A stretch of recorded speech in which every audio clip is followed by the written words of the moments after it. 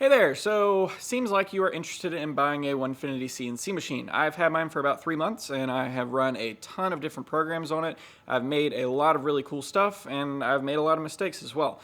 I really want to make sure that people have the best buying information possible. When I was buying mine, there were a few videos out there, but honestly, not really ones that were answering the direct questions that I had as a brand new beginner. And that was 3 months ago, and I have already exceeded my expectations on how to use the machine and what I would be able to accomplish in that time.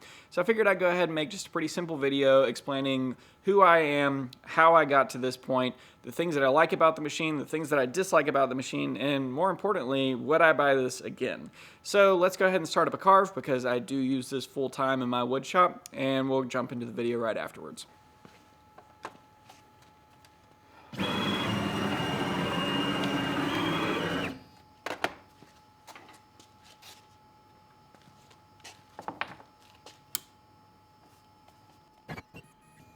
Whoops, wrong bit.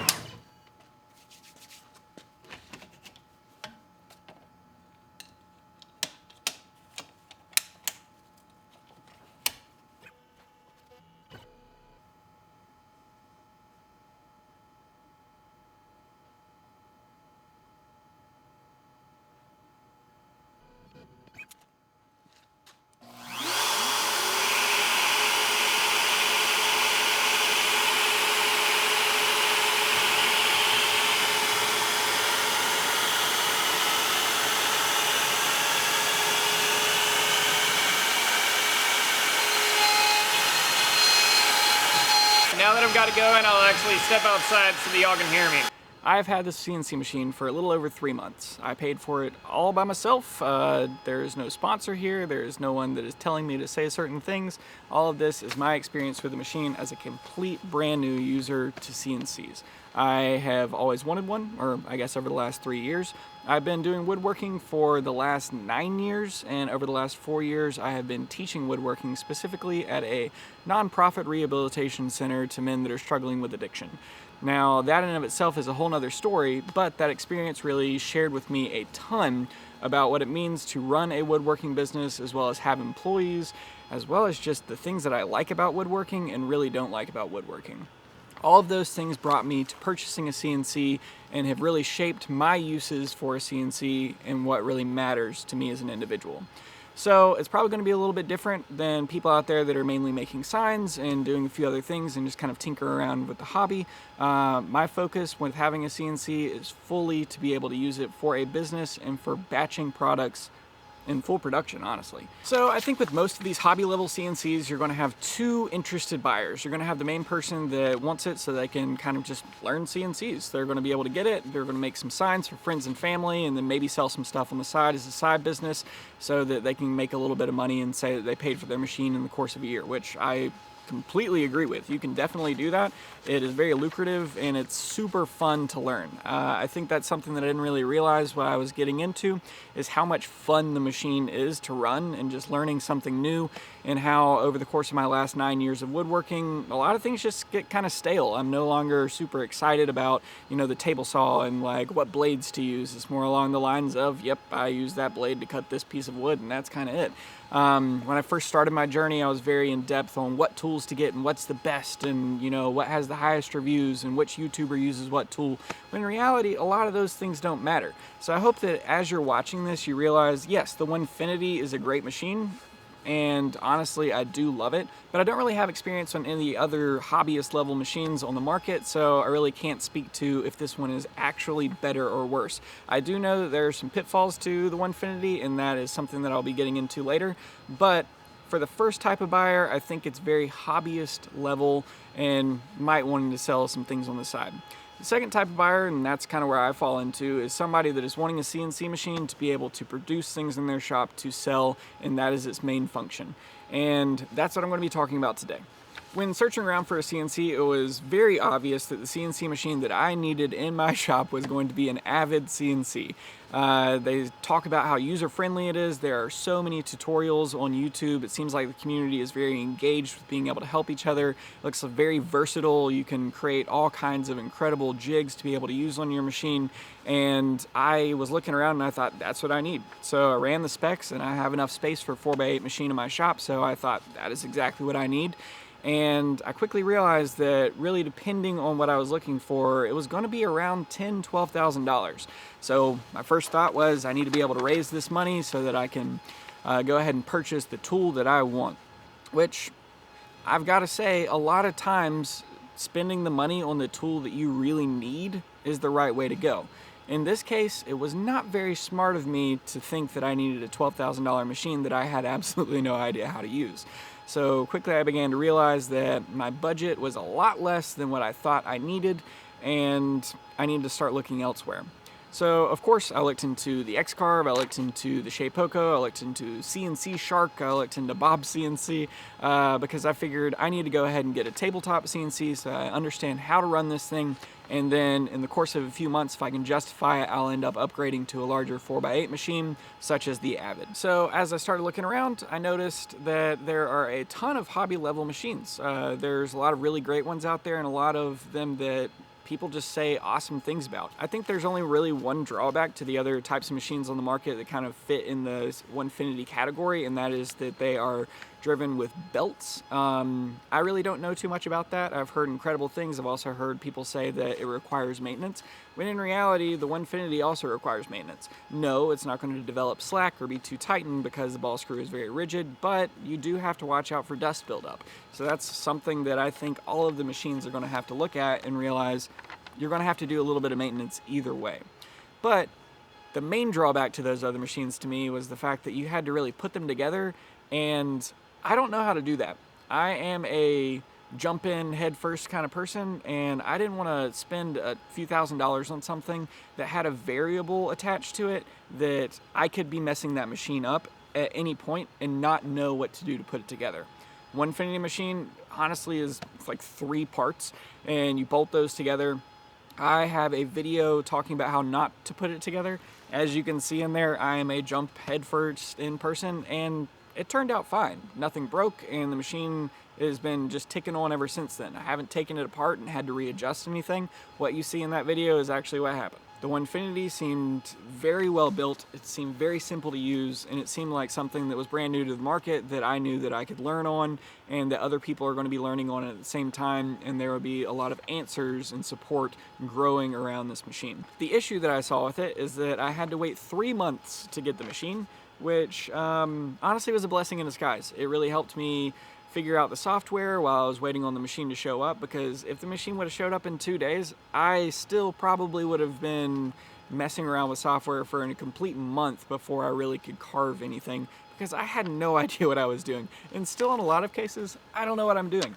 There are people that use their Onefinities and they have their home set. I haven't even messed around with setting up a home position on my machine. Every single time I use the touch probe so the bit understands where it's at, and that is how I run my machine. And it's been working out perfectly fine. While shopping around, I knew that there's going to be a learning curve attached to it, and that's not really based on the CNC itself. A lot of that is attached to the program that you're using. There's some awesome free softwares out there that a ton of people use and they rave about, but I knew that I was not really going to be focusing on signs, and I was going to be focusing a little bit on some different interior decor stuff, so I thought I'm probably going to need a different program. I picked one of the most obscure programs that not a lot of people talk about, and that is Xcarve Maker Plus. Now, there is an incredible community behind it, and their support system is also incredible, but that's not what this video is about. It's about the fact that you have to be able to learn a program, whatever you decide. That is going to be an additional cost on top of your machine, and I think Xcarve for the perpetual license is over $1,000. So that's something you need to be able to look at when you're purchasing your CNC machine. So when I was looking around for my CNC, I quickly realized that I needed to have a checklist and really just be able to stick to that. A lot of that revolved around power. My shop, it's awesome. I do have 220 in it, but at the end of the day, I don't have a ton of room, and I know that I'd be able to run out of power very quickly. So I wanted my machine to be able to run off of 110, just any old wall unit, and the Avid CNC kind of bit the dust at that point. Now I'm specifically going to be talking about working in a shop that does not have Wi-Fi. That was a really big thing for me, is to make sure that I was not tied to a computer, I wasn't tied to Wi-Fi, and that my machine could run completely fine without any of those things. Now that did mean that I needed a USB, and my shop is about 200 feet from my house, so I do all my programming in my house, and then I come over, plug the USB into the controller, and then that's how I run my programs. The issue with that is, if you get one little thing wrong, you're walking back and forth, so I have bought about 6 USB sticks that have all kinds of random programs on them, so about weekly I have to delete things and I have to organize and sort my most used on a specific one and just head back and forth. Now that to me is not a huge downside, because that is a specific use case just for me, but I can imagine that there are a lot of y'all out there that have a shed in your backyard that you might want to set up the Onefinity, and that is perfectly doable. You don't have to have Wi-Fi stretching over there. I can imagine that the Wi-Fi would actually make things a lot easier as far as being able to just upload all your files onto the controller and have that there to use, but I don't have that, and it's been working perfectly fine for me. Simplicity was another huge checkpoint when I was looking at it. I don't like tinkering with things. I'm not somebody that really wants to learn the ins and outs of CNC world and how everything works and really works together and how I can upgrade it. I don't want to do that. I want to be able to buy a simple machine that is going to work. Just like a planer. All of a sudden you set the depth, you throw your wood through it, it makes it thinner. It's a very, very simple machine. And CNCs, no, they are not simple machines, but I do believe that the Onefinity is one of the more simple machines on the market that is just pretty darn easy for somebody to use, especially me, who knew nothing going into this. And the last thing on my checklist was price. Price is very, very important to me. The Avid CNC that I was looking at was going to be around $12,000, how I had originally spec'd it out and everything. And then this CNC, originally I spent $3,700, that is including the program that I use, so you can definitely get it cheaper than that. And I probably have over $4,000 between all the tooling that I've got and all the accessories that I have purchased for it. Everything that you see that I use, I have purchased myself, except for the light ring that is on the Makita router. That was sent to me for free for review, and I probably would have bought that anyways because I really needed it for my YouTube channel. So let's talk about community and support. Some people are immediately going to skip over this section, and I completely agree. I would have as well when I was searching around, but it is incredibly important if you're brand new to getting into the CNC world. Let's just focus on support, and then we'll jump into the community. So the Onefinity support system is incredible. They've always gotten back to me right away. They have had no trouble in making sure that I could understand exactly what they were talking about. I never received any kind of emails. It's just a bunch of smart mumbo jumbo that I couldn't really interpret. It was all very just straightforward. These are the things that you need to do for your machine. I haven't really had to contact them very much, but when I have, they've been right on it. Now, instead of contacting support, most of the time I go to the community. So if you go to forum.onefinitycnc.com, I have seen people ask what I consider even very silly, simple questions, but other people jump in there. They're incredibly kind because everybody kind of started off at the same place of not knowing anything about it. They all just jumped right in head first and figured it out. And there's a ton of people online that are more than happy to help because they kind of fall in the hobbyist type of level. They really want to know how the machine works. And honestly, a lot of them, if not most of them, know a ton more about this machine than I ever will because they're very interested in that portion of it. I am not. And when I get on there, I say, hey, this is something that I'm going through that I don't know how to fix. Somebody quickly says something, I do it, and it works every single time. The community behind the Onefinity CNC is extremely kind, and if you're ever wondering about a question that you're just afraid to ask because you don't want to sound stupid, ask it. No one is going to call you stupid. It's all going to work out. I have asked so many stupid things to the people of the Onefinity forum, and every single time they have steered me in the right direction. It's going to be very difficult to find people that really understand what you're going through, and I think that the community thing is very important. I don't have anybody physically around me that really understands what I'm doing on the CNC. I do have a friend in town. He's got a $250,000 machine, and he runs a full-time cabinet shop, and I would say that we are just in separate worlds as somebody without a machine because he is doing something very different than me in using commercial grade software, whereas I'm using hobbyist grade software to be able to do the things that I want. So even if I am to go to him and ask for a specific answer on something, he's not going to know it because it doesn't really even apply to his machine. So making sure that you build a community and know other people in the area that are going through these things is very important. And I found people on the forum, and there's a lot of people because everybody's just kind of in the same space. They just want other people to be able to talk to about these things and solve problems, and also to be able to show off their cool projects that they made, because people on the forums understand the difficulties in order to get to there, whereas friends and families might think, oh, that's nice. Alright, so let's talk about some things that might not be the worst portion of the Onefinity CNC, but I wish that I really would have known. When you're buying this machine, you are buying the bare bones basics of what it means to be able to move a router around. Everything else, you've got to purchase yourself. And there's a lot of things that I think were, for me, like dust collection, I didn't see it as a necessity. I saw it as something that was going to be like nice to have. Like, oh, okay, you don't want dust in your shop, so you buy a dust collector. In reality, if you don't want your machine to break, you need a dust collector. And that's something that I really wish was a little bit more clear at the beginning for somebody like me who had no idea what I was getting into. You can look at my shop, I have dust everywhere. I don't care about dust. Dust is perfectly fine. It's a wood shop. It gets dusty. Other people out there, they don't want a speck of dust in their shop and they want it to be as clean as possible, and kudos for you. I think that's awesome. But for me, it's not that huge of a deal. So for me, when I'm purchasing a CNC machine, if you don't have dust collection, your machine will break 100%.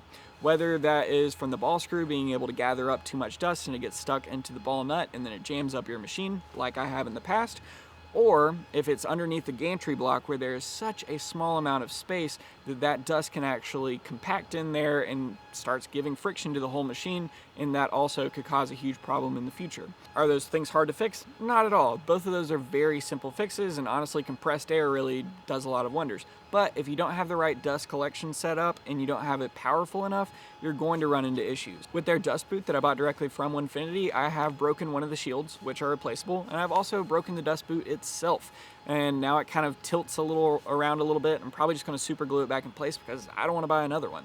That's one thing that I really wish that I would have known from the very beginning, is that yes, you're buying the machine, but you also have to buy a router. You have to buy a dust collection, which means that you're having to buy a dust collector and you're having to buy all the hoses and figure out some way of booming it down so that it's not going to get in the way of the machine.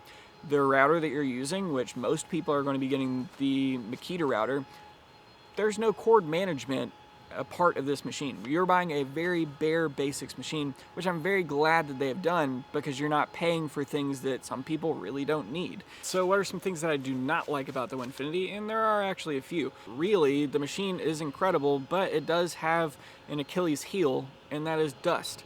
It's got a lot of holes in it, and those holes I do not think are covered as properly as they could be. Specifically about the wires. The wires, when they plug into the machine, I can see where the wires are outside of their shielding, and those wires move consistently as they're going back and forth. I have before been running a Xcarve, and I was spraying off the machine with compressed air, and I sprayed it on those wires, and I know that those wires moved, and all of a sudden my machine just went off, and it just headed off in a different direction, and I am 90% sure that is because I sprayed compressed air on the machine while it was moving. So now when I'm spraying off the machine, which honestly you have to do sometimes because it does get quite dusty, and that dust does get into components that cause the machine to malfunction, I don't spray the air directly at any wires because I really don't want it to mess up the Xcarve. I remember when I first got the machine, and this is going to be a very petty thing, but it didn't say Onefinity on it at all.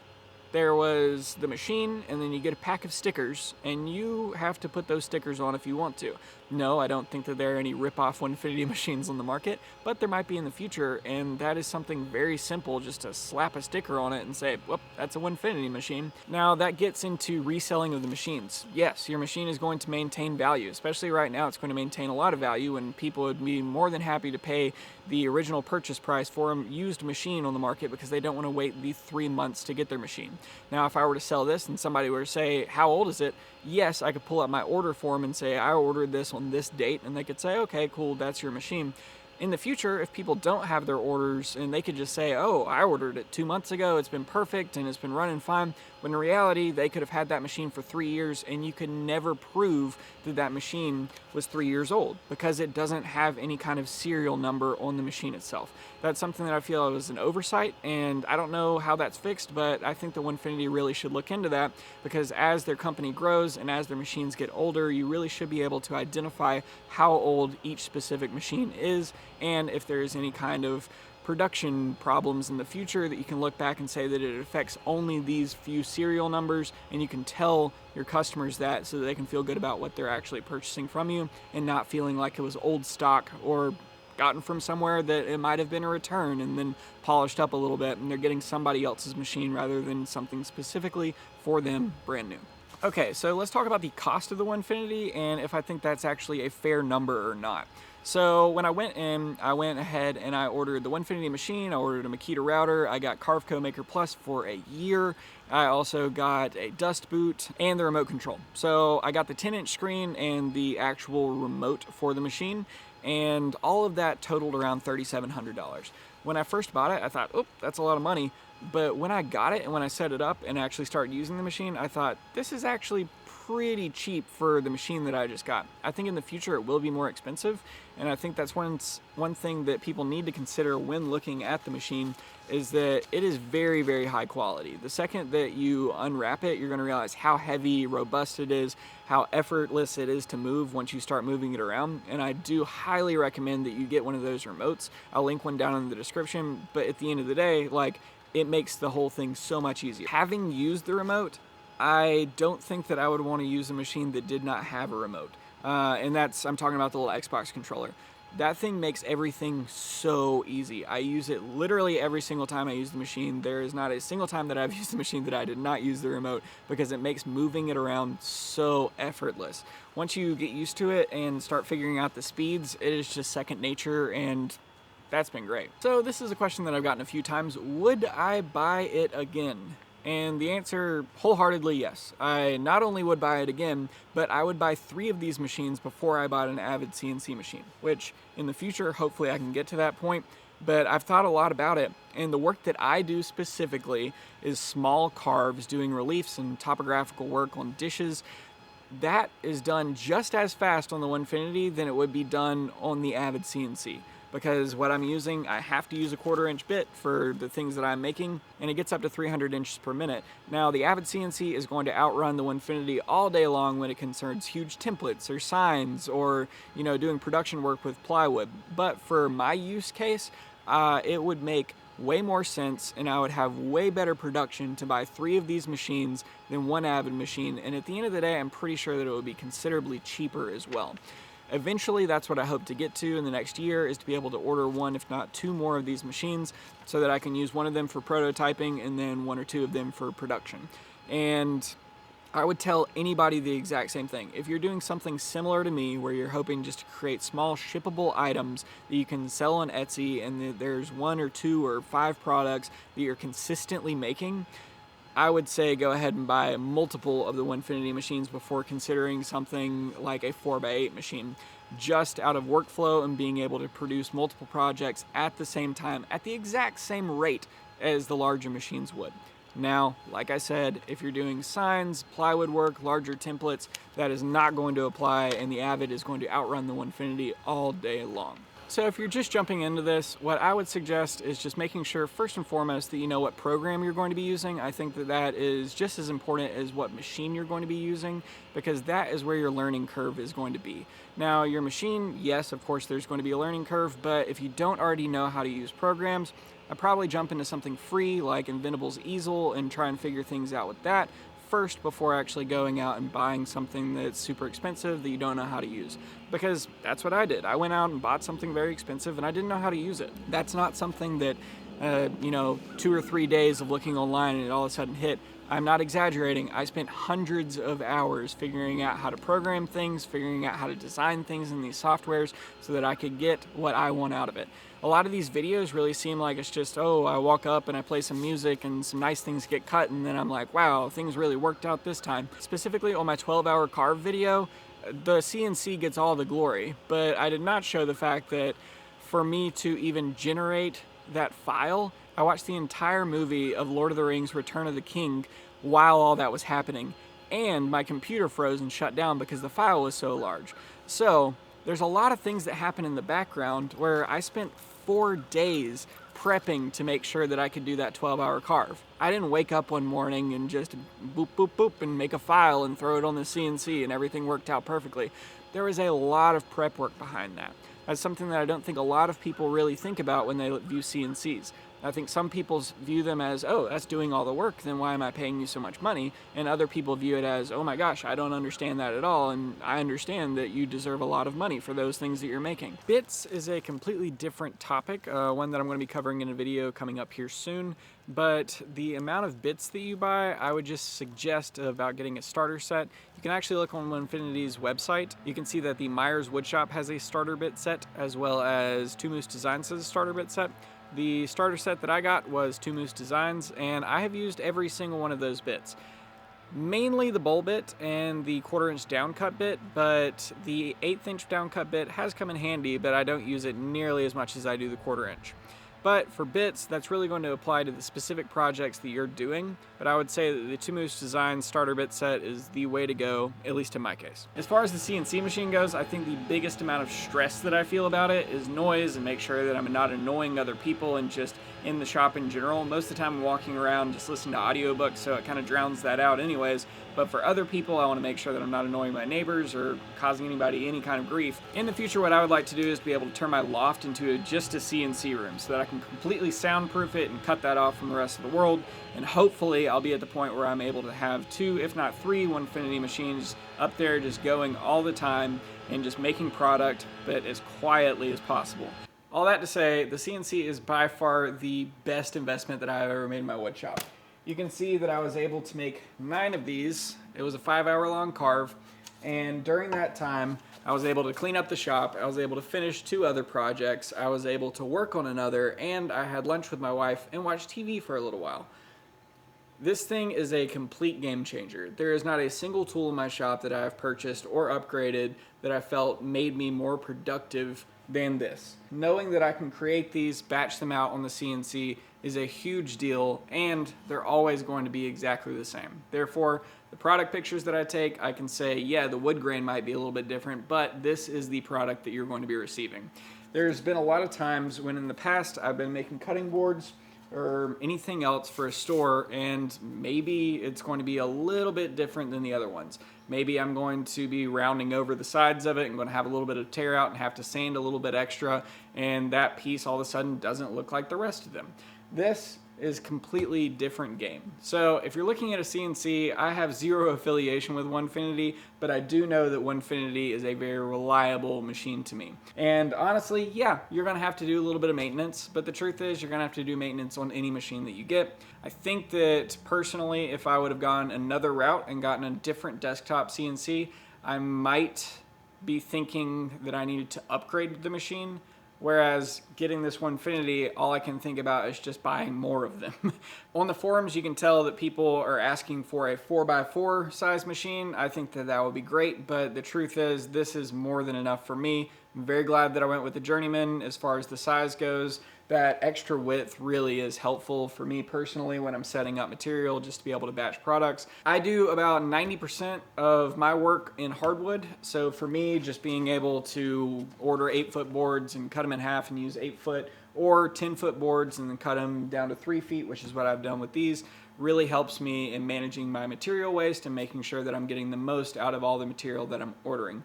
So for me, the Onefinity Journeyman was just a no-brainer. Overall, I can't imagine that it will be much better than it currently is. I'm very excited that they brought this product to market, and their support is incredible. So if you're on the edge and you're looking at one of these and you're wondering, should I buy it or should I not? I 100% would say, yes, you should buy it. No, I don't think that you should go into debt to try and get one of these and convince yourself that, oh, it's just gonna pay for itself and it's gonna completely change my life and all of a sudden I'm gonna be making a ton of money. It only does what you tell it to do. So I would highly suggest that you look at some of these free programs, play around with them for a while, and figure out if that's something that you even enjoy. If you don't enjoy the side of it, where you're looking to set up programs and be as efficient as possible with your machine, you're probably not going to have a very good time. And honestly, you can go on Etsy and there's tons of places where you can buy free files. You're still going to have to set up the G-code. You're still going to have to understand what you're cutting and how you are cutting it. You're not just going to be able to purchase something on Etsy, drag it into your machine and put some material on and press play and it just cut out exactly what you want it. You still have to be able to put in the effort. So I would suggest that if you're looking at a machine, the Onefinity is incredible. Like I said, I haven't ever used any of the other machines out there, but I do know that this one is extremely reliable, very robust, and extremely simple to use. Thank you very much for stopping by. I really appreciate it, and I hope that this helped you even a little bit. If there's anything else that you would like to know, you can just comment down below, and I will do my best to answer it. And if I don't know the answer, I will say, I don't know the answer. So, thanks for watching. Have a good one.